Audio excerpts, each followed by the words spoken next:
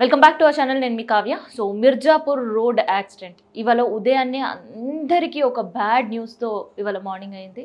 అయితే ఇంతమంది ప్రాణాలు పోయాయి. సో దీనికి కారణం ఎవరు అనే చర్చ ఇప్పుడు జరుగుతుంది. అయితే దీని గురించి మనం మాట్లాడుకుందాం ఈ వీడియోలో. సో మిర్జాపూర్ ఇవాళ జరిగిన ఒక్క ఘటన మాత్రమే కాదు, గడిచిన 3 సంవత్సరాల్లో 143 మంది ప్రాణాలు గాల్లో కలిశాయి. దీనికి కారణం ఎవరు అనేది వీడియోలో మనం తెలుసుకుందాం. అయితే ఇవాళ ఉదయాన్నే మన అందరు కూడా తెలిసిందే, కంకర్ లారీ బస్సుని ఢీ కొట్టడంతో ఈ ఘటన అనేది జరిగింది. ఎంత బీభత్సం సృష్టించింది అని అంటే, కరెక్ట్ డ్రైవర్ స్పాట్లోనే చనిపోవడంతో పాటు డ్రైవర్ వెనకాల ఉండే 6 సీట్లలో ఉండే ప్యాసింజర్స్ అక్కడెక్కడే మరణించిన పరిస్థితి. కనీసం వాళ్ళ మృతదేహాలు బయటికి తీయలేని పరిస్థితిలో కంకర్ నిండా కూడా కూరుకుపోయింది. సో ఇంత దుర్ఘటన. ఆ 6 సీట్లలో ఒకరు మహిళ చిన్న పాపతో ఒళ్ళో కూర్చొని అట్లే మరణించింది. ఇంకొక కుటుంబంలో మొన్నే రీసెంట్గా ఒక 2 నెలలు అవుతుంది పెద్ద కూతురు పెళ్లి చేసి, మిగతా 3 కూతుర్లు చదువుకుంటున్నారు. ఒకేసారి 3 కూతుర్లు కూడా చనిపోయిన పరిస్థితి. సో ఇంత దుర్ఘటనకి బాధ్యులు ఎవరు? అక్కడ రోడ్డు పైన ఉండే గుంత మాత్రమే. అండ్ దాంతోపాటు అక్కడ ఉండే డ్రైవర్ ఎవరైతే నడుపుతున్నాడో ఆయన అతివేగంగా రావడానికి కారణం అని చెప్పి ఇట్లా పోలీసులు అయితే ప్రాథమికంగా నిర్ధారణకు వచ్చారు. కానీ దానికి బాధ్యులు ఎవరు అంటే, ఇక్కడ కాంగ్రెస్ ప్రభుత్వానికి కాదు ఈ తప్పు, ఈ తప్పంతా కూడా బీఆర్ఎస్దే అని కొండా విశ్వేశ్వర్ రెడ్డి బాంబ్ పేల్చిండు. ఇంతకీ ఆయన చేసిన వ్యాఖ్యలు ఏంది అని అంటే, గతంలో 2017లోనే నేను కేంద్రానికి తెలంగాణలో ఒక 11 హైవేస్ శాంక్షన్ చేశాను. నితిన్ గడ్కరీ చెప్పిన తర్వాత నేను తెలంగాణలో ఒక 11 హైవేలు శాంక్షన్ చేసినాను. సో అందులో ఏదైతే వాళ్ళ ఇన్సిడెంట్ జరిగి చనిపోయారో మరణించినరో ఆ శాంక్షన్ చేసిన తర్వాత అట్లీస్ట్ ఒక సంవత్సరానికైనా ఉండే బీఆర్ఎస్ గవర్నమెంట్ ల్యాండ్ అలొకేట్ చేసి ఉంటే ఇప్పటివరకు రోడ్డు పనులు సగం పూర్తయ్యేవి. ఎస్, నల్గొండలో శాంక్షన్ అయిన హైవే పూర్తిగా కంప్లీట్ అయిపోయింది. అండ్ దాంతోపాటు మిగతా జిల్లాల్లో సిద్దిపేట కూడా వన్ ఆఫ్ ఉంది అని చెప్తున్నాడు అందులో ఆయన. సో అట్లాంటి జిల్లాలకి శాంక్షన్ అయిపోయి పనులు పూర్తయిపోయి దాన్ని యూజ్ కూడా చేస్తుండ్రు ప్రయాణికులు. కానీ ఇక్కడ ఎందుకు నిర్లక్ష్యం రంగారెడ్డి జిల్లాకు సంబంధించి అంటే, ఇక్కడ రియల్ ఎస్టేట్ పైన ఉన్నంత కాన్సన్ట్రేషన్ నేతలకి అక్కడ ఉండే ప్రజలపైన లేదు అనేది ఆయన వర్షన్. అయితే అక్కడ ఉండే స్థానికులు మాత్రం 900 మర్రి చెట్లు చూస్తారా మీరు?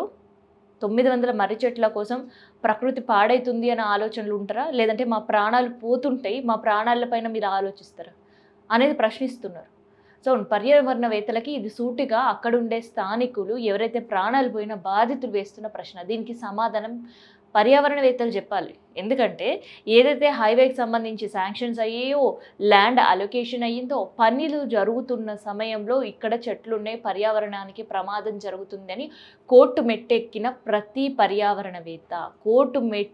పర్యావరణవేత్త ఇవాళ ప్రాణాలు కోల్పోయిన కుటుంబాలకు సమాధానం చెప్పాలి. ఇన్ కేసు వెళ్ళకపోయి ఉంటే వాటిని అక్కడి నుంచి తొలగించి ఇంకొక చోట పెట్టేవాళ్ళు. కానీ ఇవాళ గడిచిన 6 నెలల క్రితం చూస్తే ఇదే హైవే పైన ఒక బస్సు దూసుకుపోయింది. రోడ్డు పక్కన కూరగాయలు అమ్ముతున్నారు, నుజ్జైపోయే వాళ్ళ ప్రాణాలు అక్కడికక్కడే చనిపోయారు. అట్లీస్ట్ ఇవాళ జరిగిన ఒక ఇన్సిడెంట్లో కొంతమంది క్షతగాత్రులుగా మారినరు, ఇంకొంతమందిని అయితే కాపాడగలిగారు. కానీ అక్కడ స్పాట్లో ప్రాణాలు వాళ్ళు విడిచేసిన పరిస్థితి. అది జరిగి 6 నెలలు అవుతుంది కరెక్ట్గా. మళ్ళీ ఇవాళ మిర్జాపూర్లో జరిగిన యాక్సిడెంట్. సో పర్యావరణవేత్తలు ఎవరైతే కోట్లకు ఎక్కిండ్రో తర్వాత ఇక్కడ మాకు చెట్లు ఇంపార్టెంట్ కాదని ఎవరు కూడా చెప్తలేదు. గత ప్రభుత్వం కూడా హరితహారం అనే ఒక కార్యక్రమం స్టార్ట్ చేసింది. మొత్తం తెలంగాణ కూడా పచ్చగా కనిపించేటట్టు చేయాలనే ప్రయత్నం చేసింది. దాన్ని ఎవ్వరు కూడా కాదండి. కానీ ఇక్కడ చెట్లు ముఖ్యమా, పర్యావరణం ముఖ్యం, పోతున్న ప్రాణాలు ముఖ్యం? 1 కాదు 2 కాదు, గడిచిన 3 సంవత్సరాల్లో దాదాపు 150 మంది ప్రాణాలు పోయినాయి. మరి దీనికి సమాధానం పర్యావరణవేత్తలు చెప్తారా, లేదంటే కాంగ్రెస్ ప్రభుత్వం చెప్తుందా? గతంలో గడిచిన బీఆర్ఎస్ ప్రభుత్వం శాంక్షన్ అయిన ల్యాండ్ అలొకేషన్ విషయంలో నిర్లక్ష్యం వహించి అండ్ అలొకేట్ చేసిన ల్యాండ్ కూడా తికమక రోడ్డు మధ్యలో అండ్ రియల్ ఎస్టేట్ వెంచర్ల మధ్యలో నుంచి తీసుకెళ్ళింది అనే ఆరోపణలకు సమాధానం చెప్తుందో చూడాలి.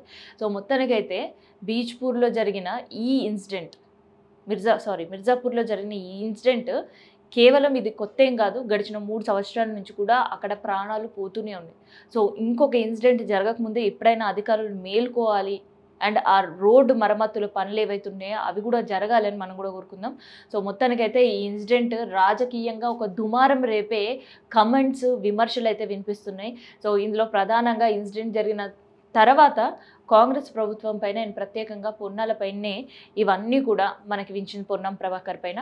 ఎందుకంటే ఆయన్నే మంత్రిగా ఉన్నాడు కాబట్టి బస్సు సంబంధించిన ప్రైవేట్ డ్రైవర్లు పెట్టడం కావచ్చు, లేదంటే అద్దె బస్సులు నడిపించేటప్పుడు కనీసకం కూడా జాగ్రత్తలు తీసుకోలేరని కావచ్చు, ఇట్లాంటివన్నీ కూడా వినిపించినాయి. ఆ తర్వాత ఇష్యూ అంతా కూడా బీఆర్ఎస్ వర్సెస్ బీజేపీగా టర్నేట్ అయింది. అండ్ బీఆర్ఎస్ వాళ్ళు ఇప్పటి వరకు ఎవరు నోరు మెదపకున్నా కూడా బీజేపీ మాత్రం విపరీతమైన ఆరోపణలు గుప్పిస్తుంది. కేంద్రం శాంక్షన్ చేసిన హైవేలను కూడా వేయడంలో విఫలమైంది బీఆర్ఎస్. సో దాన్నే కాంగ్రెస్ కంటిన్యూ చేస్తుంది కాబట్టి ఇవాళ ప్రజలకు ఇట్లాంటి దుస్థితి ఉంది అని. ఏకంగా ఎంత అక్కడుండే ప్రజలు రాజకీయ పార్టీ నేతలు ఒకరిపైన ఒక విమర్శలు గుప్పించుకుంటుండే పక్కన పెడితే ఈవెన్ అక్కడ లోకల్గా ఉండే ప్రజలు కూడా స్థానికంగా ఉండే ఎమ్మెల్యే కాలా యాదవ్ వచ్చినప్పుడు కూడా రాళ్ళు రువ్వి ఆయన అక్కడ నుంచి పంపించిన పరిస్థితి. ఎందుకంటే కారణం వన్ ఆఫ్ ద రీజన్ ఆయన కూడా అని అక్కడ ప్రజలకు తెలుసు. సో అండ్ మిగతా వాళ్ళు వచ్చినప్పుడు వాళ్ళపైన విమర్శలు చేసిర్రు, కానీ వాళ్ళని వెనక్కి పంపించే ప్రయత్నం అయితే చేయలేరు. సో వాళ్ళని ఓదార్చే పనిలో ఇటు సబితా ఇంద్రారెడ్డి పోవడం కావచ్చు, బీఆర్ఎస్ శ్రేణులు పోయినప్పుడు వాళ్ళ రియాక్షన్ ఉండేది. దాంతోపాటు ఎప్పుడైతే విశ్వేశ్వర్ చెప్పినరో దీనికి కారణం బీఆర్ఎస్ అని అక్కడ స్థానికంగా ఉండే వాళ్ళకి బీఆర్ఎస్ పైన కోపం పెరుగుతుంది. సో చూద్దాం.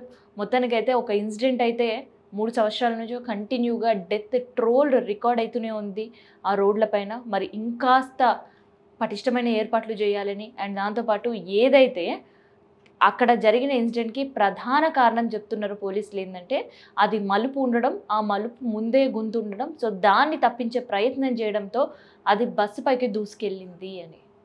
సో గుంతలపైన రోడ్లు ఉన్నాయా, రోడ్లలో గుంతలు ఉన్నాయా అనేది హైదరాబాద్లో ట్రావెల్ చేస్తున్న చాలా మందికి తెలుసు. ఆల్రెడీ వర్షాకాలంలో వాడుతున్న ఇబ్బందులు కూడా తెలుసు, కానీ ప్రభుత్వాలకు మాత్రం ఇవి తెలియదు. సో ఇట్లాంటి ఇన్సిడెంట్ ఇంకొక చోట జరగకముందే, ట్రాఫిక్ హెవీ ఉండే ఏరియాలో ఇట్లాంటి ఇన్సిడెంట్ జరగకముందే అట్లీస్ట్ రోడ్లపైన దృష్టి పెట్టాలి అధికారులను మనం కూడా కొట్టుకుందాం. ఎందుకంటే ట్రాఫిక్ చలాన్లు రాయడం, ఓవర్ స్పీడ్ చలాన్లు రాయడం అండ్ దాంతోపాటు కర్నూలు ఇన్సిడెంట్ జరిగిన తర్వాత హైదరాబాద్లో కూడా ట్రాఫిక్ అధికారులు ఇంకొక డ్రైవ్ చేశారు. ఏంటి తెలుసా? అది డ్రంక్ అండ్ డ్రైవ్. ఎక్కడైనా పట్టపగలైనా రాత్రైనా ఎక్కడైనా డ్రంక్ అండ్ డ్రైవ్ టెస్ట్ చేస్తాం, మేము ఫైన్ రాస్తామని. కానీ ఇక్కడ రాయాల్సింది ఫైన్లు 2 వీలర్లకి 4 వీలర్. కర్నూలులో 2 వీలర్ ఇన్సిడెంట్ జరిగింది వాస్తవమే. 2 వీలర్ వాళ్ళు వెళ్ళి హిట్ చేయడం వల్లనే అక్కడ బస్ దగ్ధమైంది. కానీ ఇక్కడ ట్రాఫిక్ చాలాన్లు రాసేటప్పుడు కేవలం 2 వీలర్ 4 వీలర్ కార్లు చెక్ చేస్తున్నారు తప్ప ఆర్టీసీ బస్సుల పరిస్థితి ఏంది, ఇట్లా పల్లె వెలుగు బస్సుల పరిస్థితి ఏంది, టిప్పర్ డ్రైవర్ల పరిస్థితి ఏంది, లారీల డ్రైవర్ల పరిస్థితి ఏంది, వాళ్ళ ఓఆర్ఆర్ ఎక్కిన తర్వాత సిచ్యువేషన్ ఏంది, వాళ్ళు సృష్టిస్తున్న బీభత్సం పైన కూడా దృష్టి పెడితే బాగుంటుంది అని వాహనదారులు కూడా కోరుకుంటున్నారు.